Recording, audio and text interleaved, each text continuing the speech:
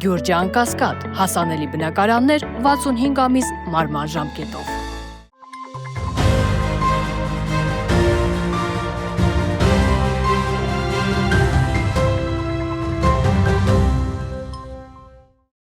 Բարև ձեզ, այսօր Fast Info-ի հյուրը ռազմական փորձագետ Պահեստազորի գնդապետ Հայկ Նահապետյանն է։ Բարև ձեզ, պարոն Նահապետյան, շնորհակալ եմ հրավերն ընդունելու համար։ Պարոն Նահապետյան, եվրոպական երկրների լիդերները Հայաստանում էին, եկան, ժամանակ անցկացրին, հակառուսական հայտարարություններ արեցին, գնացին, ինչ մնաց Հայաստանին։ Կոնտրաստաշտակ։ Նախ 3 միջոցառում էր։ Եկեք տարանջատենք, որտեղ ամեն միջոցառում իր նպատակն էր հետապնդում։ Առաջինը Եվրոպական քաղաքական համայնքի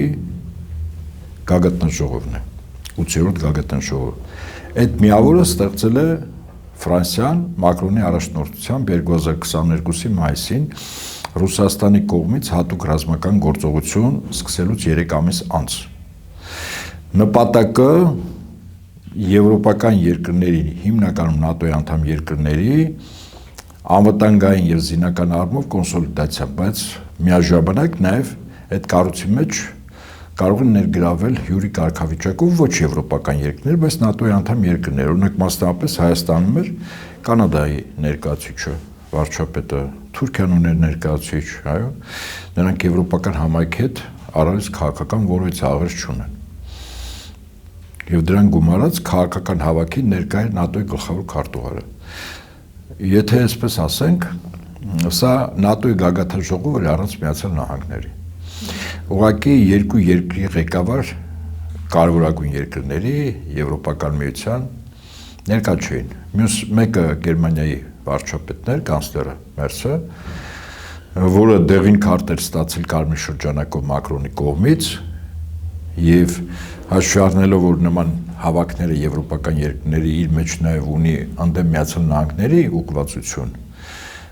Մերցը այսպես պատժվել էր, հաշվի առնելով, որ իր մտերմիկ շրջապատում խիստ գնահատականներ էր տվել, իհարկե բացասական շեշտադրումներով Տրամպի քաղաքականությանը Իրանի հետ կապված եւ շատ արագ այդ տեղեկատվությունը հասել էր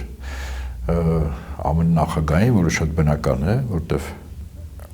Գերմանիայի բոլոր ղեկավարները բոլոր ժամանակներում 45 թվականից հետո բոլորը Միացյալ Նահանգների հսկողության ներքույն առալուց ասում են, որ կանցլեր ակտ գոյություն ունի, որտեղ եթե Միացյալ Նահանգները չի հաստատում Գերմանիայի ժողովրդի ընտրությունը, այս կամ այն ինտեգրացիոնը չի հաստատում եւ բոլորը գաղտնալսում են, դեպ եթե հիշենք Մերկելի հայտնի հերախոսի գաղտնալսումը, այնպես որ այդ տեղեկատվությունը հասել էր եւ ԱՄՆ նախագահը խիստ զայրացել էր, որտեղ իր վասալ պետությունը, որի տարածքում Պենտագոնի տասնյակ բազաներ են, այսինքն օկուպացված է Գերմանիան, եւ Մերցը ստացել էր բականին այդպես ապագայում արագ իշխանությունը կորցնելու ազդակ այն է գերմանական ավտոարդյունաբերության նկատմամբ 15% մաքսատուրքեր եւ Տոմահավք տիպի հեռար հրթիռների դուրս բերում։ Դրա համար Մերցը չէր եկել այստեղ, ինքը ինչպես հլու հնազանդ Մակրոն ԱՄՆ նախագահին Տրամպին։ Երկրորդ ղեկավարը, որ չկար այստեղ, Իսպանիայի ղեկավարն էր, որը առաջին իսկ օրվանից եւ Միացյալ Նահանգների Իրանի դեմ ագրեսիայի եւ եվրոպական քաղաքականության հետ կապված կոշտկեցվածք ունի անդեմ, ինքը ավելի շուտ հակված է միանալ բազմաբևեռ նոր ստեղծվող աշխարհին, ասում են նրա ինքնաթիռն էլ տեխնիկական պատճառներով վայրեջք է կատարել Թուրքիայում եւ այդպես չէր հասցրել գալ։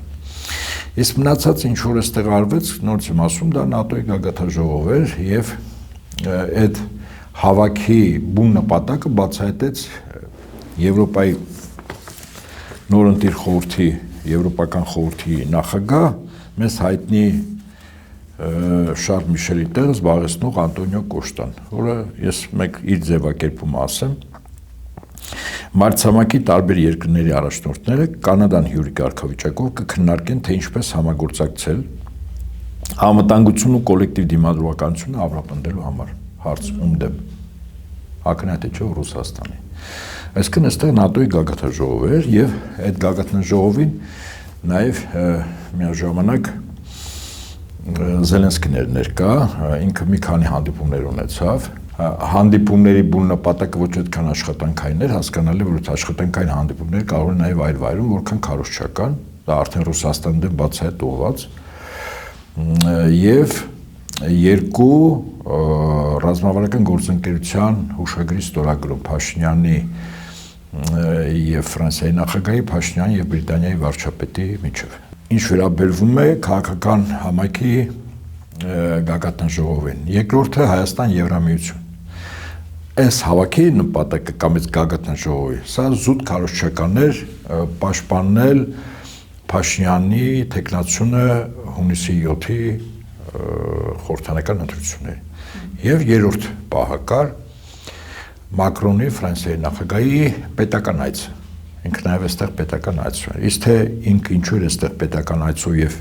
ինչ կեցված դրսևորեց, մասնավորապես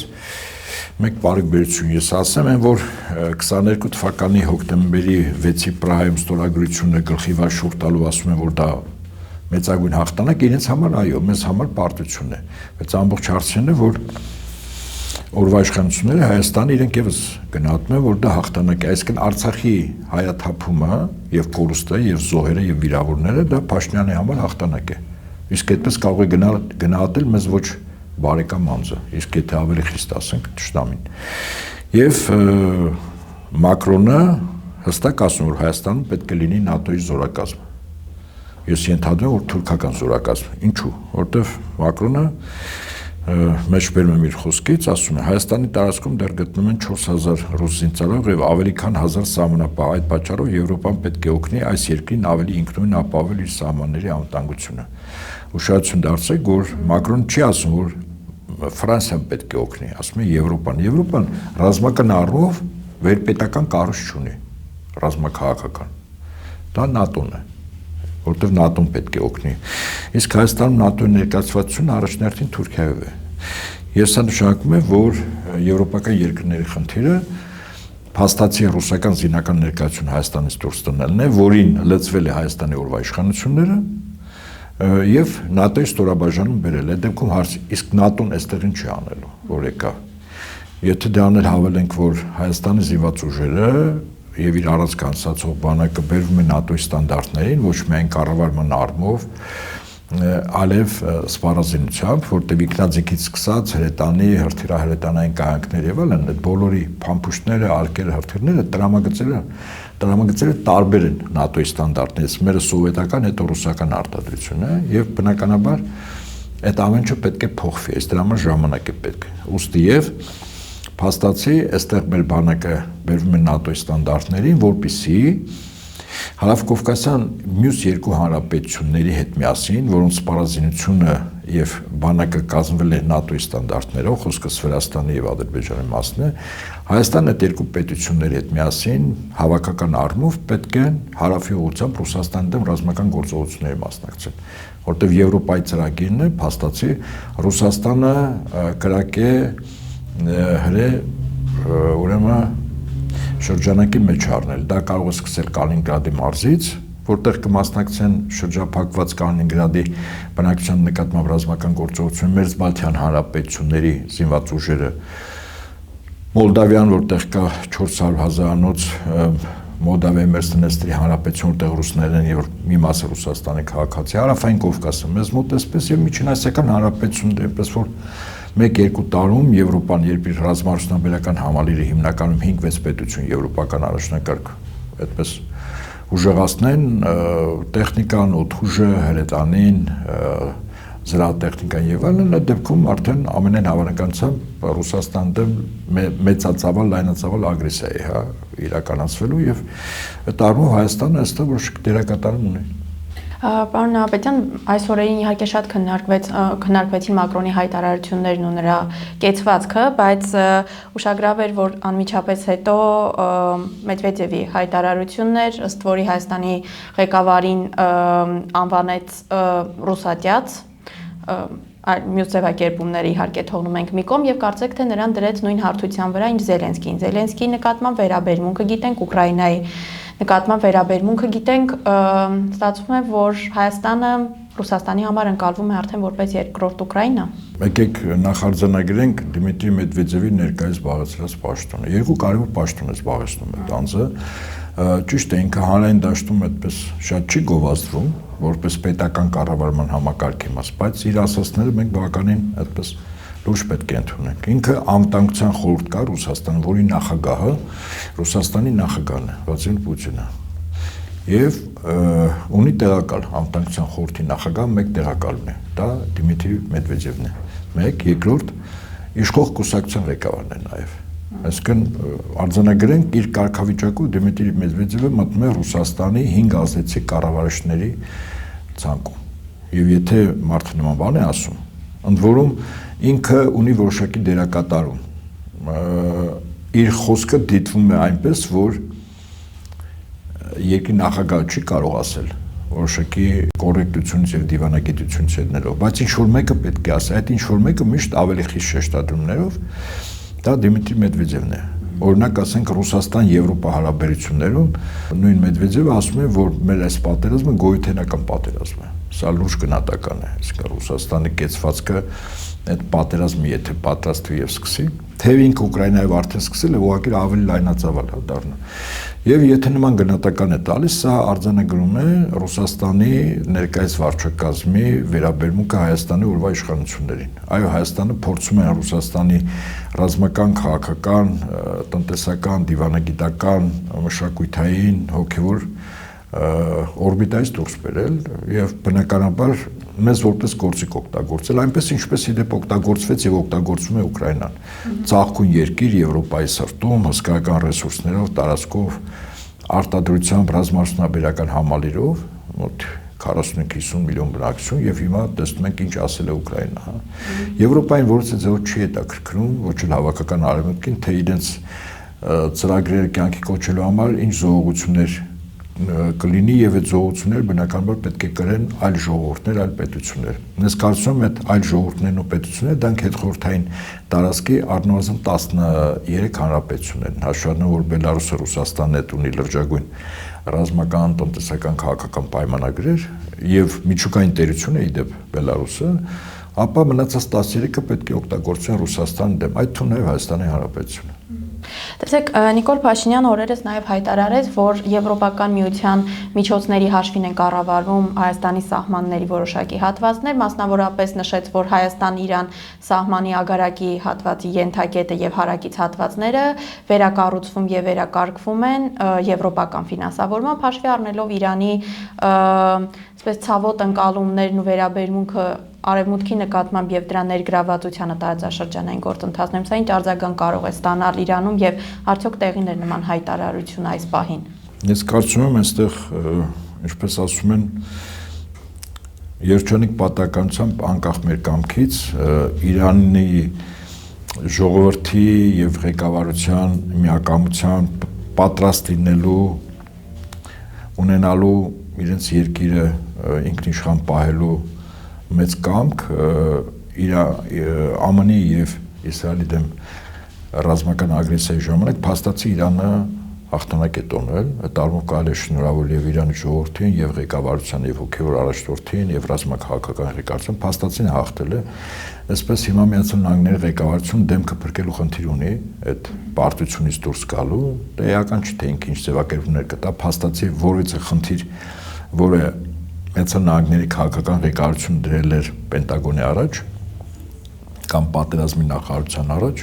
որը խնդիր կյանքի չկոչվեց։ Այդ թվում նաև ոչ միայն միջուկային զինանոցի հետ կապված, հարստացված ուրանն իրենց մոտ տանելու ԱՄՆ-ի նպատակը,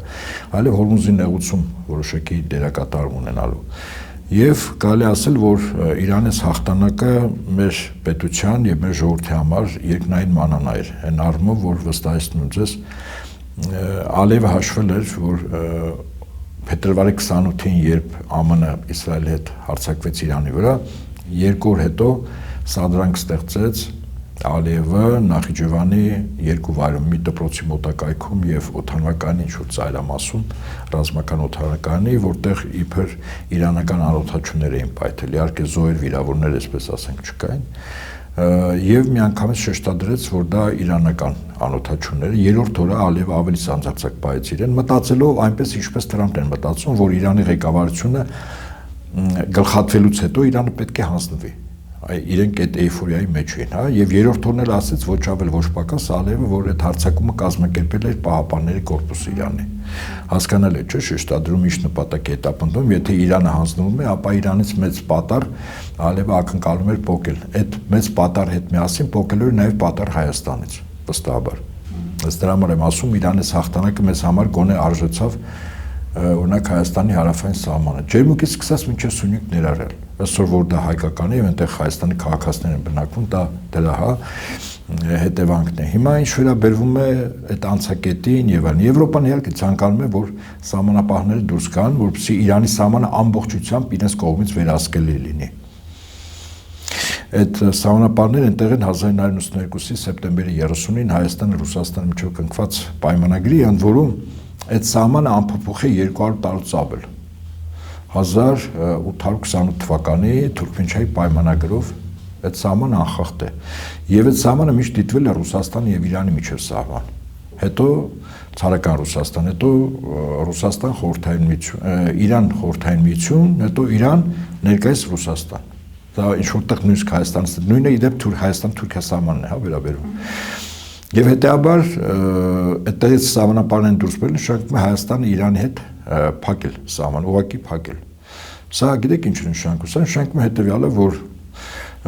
Վրաստանի կեցված գոնե մենք 44 օրյա ժամանակ տեսել ենք, հա, թեև ասում են Վրաստանում իշխանություններ են, որոնք փորձում են Ռուսաստանի հետ հարաբերություններ ստեղծել, ու Իվանիշվիլի աներևույթ կառավարմամբ բայց փաստը մնում է փաստ, որ 44 օրյա ժամանակ Ռուսաստանից Հայաստան զենք զինամթերքի տեղափոխումը Վրաստանը օդային ցամաքային սահմանները փակեց։ Սա մենք ընդունենք է գիտություն։ Այսինքն Իրանի կյանքի ճանապարհը փակվում է, մենք ուղղակի 100%-անոց շրջափակման մեջ ենք հայտնվում։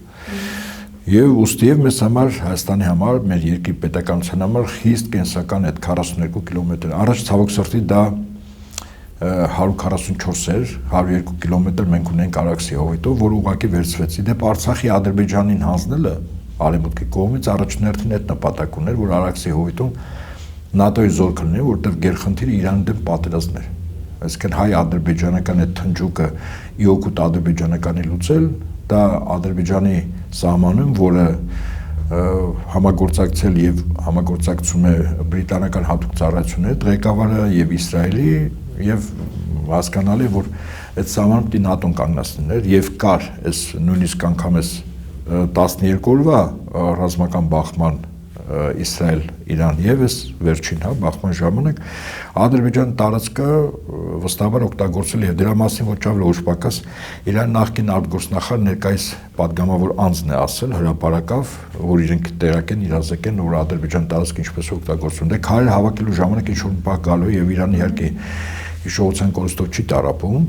Թեև հիշաչար չի, բայց վստահաբար գիտել, որ Ադրբեջանը ինչպես է իր դեմ աշխատել։ Հիմա եթե Հայաստանը եւս Իրանի դեմ փորձ արվի որպես փակ տարածք լինել եւ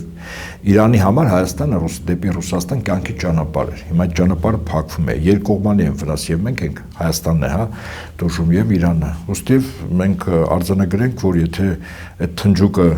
Միացյալ Նահանգների Իրան լուծվում է, ապա Իրանի քաղաքականությունը այս տարածաշրջան բավականին կոշտ է լինելու հաղթողի դիրքերից է լինելու։ Սա որպեսի գիտություն նաև մեր օրվա իշխանություններին։ Եթե իրենց թվում է, որ Իրանի ղեկավարությունը մոռացել է, երբ պետականորեն հայտարարվեց 40 օրյա սուկ 168 դերատե աղջնակների սպանությունից հետո մարտի սկզբին, այստեղ օրվա իշխանությունները այդ սուկի ժամանակ իսկ մեր հարևանի մոտ պետական մակարդակով սուկ է գոնե որոշակի առումով մենք ավելի զուսպ լինենք նկատի ունեմ օրվա իշխանությունները ավտոբուսներում թռչկոտում երկում ապարում հա սելֆիներ հետո Վրաստանում թմբուկ խփել կարծես թե այդպես պահում է միայն թշնամին երբ քո թշնամի անձը կամ պետությունը կամ ընկերությունը սուկ ունի, դու ուրախանում ես, ակնհայտ է, չէ՞, դրանով ցույց ես տալիս, որ դու իրեն դիտում ես որպես թշնամի։ Հիմա Իրանը իհարկե մեզ ոչ միայն թշնամի պետություն չի, մեզ բարեկամ երկիր է եւ նույն այդ տարածքում ապրող շատ ժողովուրդների հետ մենք հազարավոր տարիներով ճանապարհ ենք անցել, էլի իհարկե պատերազմներ եղել են, հետո բարեկամություն եղել է, բայց հարցը դա չի։ Հարցը նա է, որ այսօրվա Հայաստանի օրվա իշխանությունները Իրանին դիտում են որպես թշնամի եւ Իրանը բնականաբար դա չի մոռացել։ Ոչ էլ, ասեմ ձեզ, Ադրբեջանի ղեկավարության կողմից իր երկրի տարածքի Իսրայելին եւ ԱՄՆ-ին տրամադրել է, այդ թվում նաեւ օդային սահմաններում, հա, տրամադրել է օդուժը, իսրայելական օդուժը հիմնականում աշխատում էր Իրանի հյուսիսային սահմանների մոտ Ադրբեջանի տարածքից։ Այնպես որ քարեր հավաքելու ժամանակը կարծում եմ մոտ է, ժամանակ թող իշխանությունը մտածի, որ թե Եվրոպան ինչպես իրեն փրկելու մեզանից շատ հեռու գտնվելով առանց որ առանձնապես Եվրոպան ցանկություն չունի որից մեկը փրկել, որտեղ ինքը իրեն փրկելու խնդիր ունի։ Այս ամեն ինչը Ռուսաստան դեմ պատերազմը իրականում իր գոյությունն է երկարացնում, ոչ ավելի ուշ պակաս իրենք հրաշալի հասկանում են, որ Ռուսաստանի ռազմական արմունք չեն կարող հաղթել միջուկային տերությանը, առավելս որ վերջինիս հրթիռային զինանոցը աշխարհում լավագույնն է։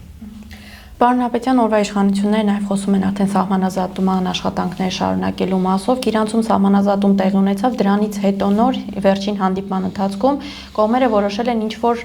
քարտեզների ուղեցույց ստեղծել, բայց անգամ հայտնի չէ, թե ինչ քարտեզների հիման վրա է ստեղծվելու այդ ուղեցույցը։ Դրան գումարած Նիկոլ Փաշինյանը բարձրաձայնում է, արդեն նորից բարձրացնում է նաև Արցվաշենի հարցը։ Շատ են փորձագետները հազանգում, որ հանձնելու են Տիգրանաշենը, ձեր դիտարկմամբ ինչ է սպասվում այս մասով։ Տիգրանաշենը, այո, հանձնվելու է, ես վերջերս եղել եմ Տիգրանաշենում, մի հետաքրքիր, ես փաստ գիտեի, ուղղակի նաև մի լրագրողական խումբ էր, այդպես որոշակի հետազոտություն անում, ես եւս միացա, այդ փաստը ես ստուգեցի լուրջ աղբյուրով, որի անձի անունը ես չեմ տա, բայց Տիգրանաշենի տարածքի բոլոր տները եւ հողատարածքները, որը հսկայական են, հա, չունեն սեփականության վկայական։ Այսինքն մարդիկ ապրում են այդ տարածքում, ունեն տուն, հողատարածք, բայց չունեն սեփականության վկայական։ Ինչու՞։ Որտեղ այդ տարածքները չի համարում Հայաստանի Հանրապետության տարածք եւ կառավարության առընթեր կադաստրի պետական կոմիտեն չի տալիս նման վկայական։ Եթե տար, այդ նշանակում է, որ տարածքը Հայաստանի Հանրապետության տարածք է, ճիշտ է։ Դա չի տալիս։ Ըստերից բոլոր հետևությունները, այսինքն տարածքները հանձնվելու են։ Ցավոք այդ վկայականները չեն տրվել նաև նախկինների օրոք։ Սա արձանագրենք էլի, եթե ճշմարտությունն է, պետք է ասել ամբողջովին էլի։ Սա առաջին։ Երկրորդ, ինչ վերաբերվում է այս սահմանազատման սահմանագծմանը։ Ես կարծում եմ, որ երկու պետությունների միջև նախ եղել է 80-ականների վերջին եւ անգամ նշագրումները ծողերով կան, որոնց մի մասը այդպես հողի մեջ թաղված է, ուղղակի գլուխներն էին, այդ թվում նաև Նախիջևանի սահմանը։ Եթե ցանկանում են վերականգնել, փաստաթղթեր կա խորհրդային տարիների, վերջին տարիների սահմանազատումից, իսկ եթե ավելի հետ գնանք, դա հիմք չեն ընդունում, ապա երկու հանրապետությունների խորհրդային սահմանը գծվել է եւ պետք է հիմք ընդունել գլխավոր շտաբի քարտեզները, ռազմական քարտեզները։ Այն որ ասում է Ալմատիի հռչակագիր, այդտեղ քարտեզ գոյություն չունի։ Մեկ։ Երկրորդ, շատ հետաքրքիր է, որ Ալմատիի հռչակագիրը միայն ազդում է Հայաստանի վրա։ Օրինակ խորհրդային միությունում այլ երկու հանրապետություններ, որոնք հետո իբր աբոր, այսպես ասենք, հա, անկախացան 91-ին, տարածքային որոշակի խնդիրներ ունեն, օրինակ Տաջիկստանը ու Ղազախստանը։ Իրենց միջև հարաբերությունները սահմանների վերաճշգրտում, այո, չեն իրականացել Ալմատիի հռչակագրով։ Չկա այդպիսի բան։ Այդ Ալմատիի հռչակագիրը, ինչպես ասում են, Փաշինյանի վզով թոք են գցել, ասել են սա է, սրանով կանենք։ Հետո GPS-ով մենք ասենք իրականում որն է, էլի, Ադրբեջանի եւ Հայաստանի սահմանները։ Ոստի եւ ես կարծում եմ, որ դեռևս գործը այդ սահմանազատման ու սահմանագծմանը չի հասնելու, որովհետեւ դեռևս մեր հարևան Իրանը չի ավարտել պատերազմը, ու սկզբունքորեն վերջնարդյունքը երևում է, բայց չկա պայմանագիր, թեև 3 էլ հռչակվեց, որ Միացյալ Նահանգների հետ քայլ է արել, իդեպ իր ազատության այդ ճանապարհը Օրմուզի նեղուցում ինքը հետ է կանգնել դրանից ինչ որ պայմաններով ասում է պայմանագիր արդեն հիմնականում կետերը պայմանավորվել են եւ այլն, բայց հարցը դա չի։ Ասում եմ, Հայաստան-Ադրբեջան հարաբերությունները ինքը համալիր ձևով է լուծելու, իսկ համալիրի մեջ մտնում են եւ Իրանի հետ այն ինչ որ հիմա է տեղի ունենում, եւ Ռուսաստանի հետ այն ինչ որ տեղի ունենում։ Ոստաբար, այսինքն նույնիսկ եթե ինչ-որ միջանկել մի թղթի կտորի վրա ինչ-որ ստորագրություն դնի, դա վերջնարդյունքում առ ոչինչ է։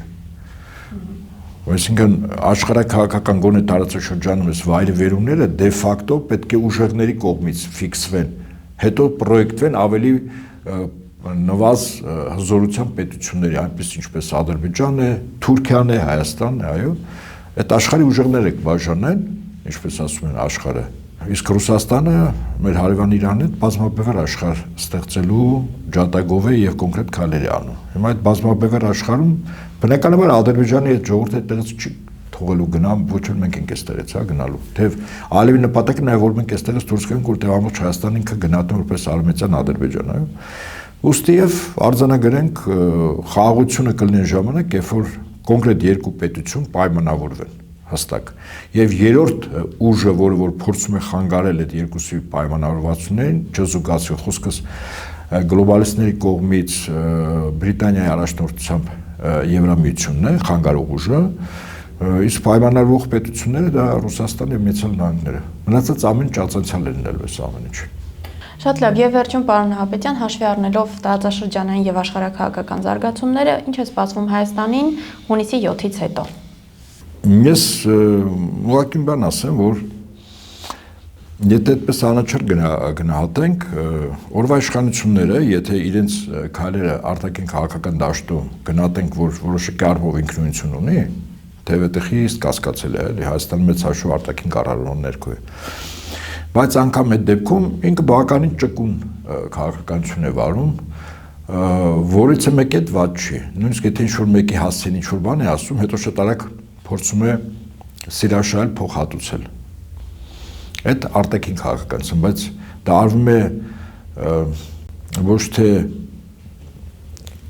օրվա իշխանությունների մտքի եւ գործողությունների ճկունության շնորհիվ, այլ մեր ժողովրդի եւ մեր պետության ու անվտանգության հաշվին։ Մեր ներսում բազում անջրպետներ, խավերի, տարիքային խմբերի, սեռերի, մոտեցումների բաժանար գծեր դնելով։ Այսինքն իրականում այս երկրի Հայաստան աշխարհի, Հայաստանի Հանրապետության թիմ եք շահառուն, որ մենք անվտանգ էստեղ մենք ապրենք, Հայաստանի քաղաքացին է կամ հայ ժողովուրդը որպես Հայաստանը մոնոլիթ հիմնականում մոնոլիթիկ երկիր է, այո։ Շահառուն մենք ենք։ Երբ որ կա թշնամանք իշխանություն եւ ժողովուրդ եւ այդ ժողովուրդը տարբեր ձևով բաժանվում է ինչ-որ հատվածների եւ այդ բաժանումը նաեւ մեկ-մեկու միջև լուրջ թշնամական հարթություն է, հա, ստեղծում, սա ինքնին վականեն լուրջ հարված է մեր միակամությանը։ Իդեպ 90-ականների հաղթանակը ոչ միայն ռազմական էր Ադրբեջանը, այլև այդ միակամությունը կար։ Իդեպ Իրանին, որ Միացյալ Նահանգները չկարողացավ ծնկի բերել, դա նաեւ նրա շնորհիվ էր, որ Իրանի բազմական ժողովուրդը կոնկրետ իր երկրի իշխանությունների հոգևոր եւ աշխարհիկ իշխանությունների շուրջ համախմբվեց։ Դա շատ կարեւոր է։ Այսինքն այդ միակամությունը հաղթանակի հիմնական գրավականներից մեկն է։ Իսկ բավականին ծանր իրավիճակներում միգուցե միակը եւ հիմնականը։ Հիմա մեզ մոտ այդ կարևորագույն գործիքը ջարդվել է։ Հայաստանում ներսում տիրում է բավական անառողջ մթնոլորտ։ Արժանապատիվ մարդկանց, որոնք կեցվածք են դրսևորում, անկախ իրենց սոցիալական կարգավիճակից, աշխարհական թե հոգեվորական, նրանք հայտնում են բանտերում։ Այսինքն այդ արդարացիկ կեցվածքը, որը ցանկացած իշխանության համար գովելի է, որտեղ դա արժեք է, որտեղ դա միավորող է, այն սոսինձ է, մերան է, դա հետապնդվում է եւ այդ մարդիկ հայտնում են բանտերում։ Նշանակում է իրականում Հայաստանի օրվա իշխանությունները պատերազմում են սեփական ժողովրդի դեմ, մեր ինքնության դեմ, մեր արժեքային համակարգի դեմ, հա։ Իսկ այդպիսի իշխանություն սովորաբար, որը իր ժողովրդի դեմ է անում, դրանք քաղաքագիտական տերմինով կոչվում են կոլաբորանտ իշխանություն։ Այսինքն Հայաստանի իշխանությունները դրանք կոլաբորանտ իշխանություններ են, որոնք սպասարկում են նվազագույնը Թուրքիայի եւ Ադրբեջանի ազգային պետական շահերը։ Այդ դեպքում ամեն ինչ ընկնում է իր տեղը, ամեն ինչ տրամաբանորեն բացատրվում է։ Ինչու ինքը նման բաներ անում, որտեղ ինքը չի կարող չանել նման բաներ։ Նույն տրամաբանությամբ ինչու 1930-45 թվականին Ֆրանսիայում, երբ որ կոլաբորանտ իշխանություն կար ֆրանսիացիներ կազմած, որոնք ծառայում են նացիստական Գերմանիային, հետապնդում էին բոլոր այն ֆրանսիացիներին, ովքեր նացիստական օկուպացիայում փորձում էին օկուպացիայից ազատվել։ Ինչու են հետապնդում, որտեղ իրենք այդ կոլաբորանտ իշխանությունները չեն սպասարկում իրականում Ֆրանսիայի շահերը, սպասարկում են Գերմանիայի շահերը։ Հետաբար նույն զուգահեռը մեզ մոտ կարելի է տանել եւ ամեն ինչ ինչպես ասում են գալիս է իր տեղն է։ Շատ լավ, շնորհակալ եմ Ես եմ հարցազրույցի համար։ շնորհակալ։ Այսօր իմ հյուրը ռազմական փորձագետ Պահեստազորի գնդապետ Հայկ Նահապետյանն էր։ Փաստինֆոյի հաղորդումներին արագ հասանելիություն ունենալու համար կարող եք բաժանորդագրվել YouTube-յան մեր ալիքին։ Համախմբենք եւ փրկենք հայրենիքը ներքին ու արտաքին թշնամուց։ Մինչ նոր հանդիպում։